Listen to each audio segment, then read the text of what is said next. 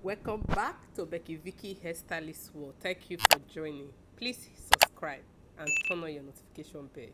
Hi beautiful people, welcome back to my channel. How are you all doing? Happy new month guys, and also happy weekend. I hope you guys are fine wherever you are watching this channel from, and if today is the first time you are coming across this beautiful channel, you are highly welcome. Please do me well by hitting that subscribe button. This is the best channel where you are going to be coming across all the amazing trendy hairstyles, idea, tips, tutorial, inspiration when it comes to braids for women. And if you are a returning subscriber, thank you very much. Please take your seat and watch this video carefully. In today's photo and video, I am going to be sharing with you how to achieve this simple natural hair bun with little braid at the side or bonnet using your natural hair.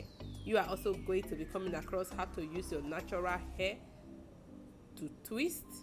If you want to add your kiki or whatever extension, you are going to be seeing on today's video. Today's video is all about tutorial, and also you are going to be seeing a little twist hairstyles and the natural hair braid in today's photo. Please give this video a thumbs up, share with friends and family. Don't be in a hurry. Watch this video to the end.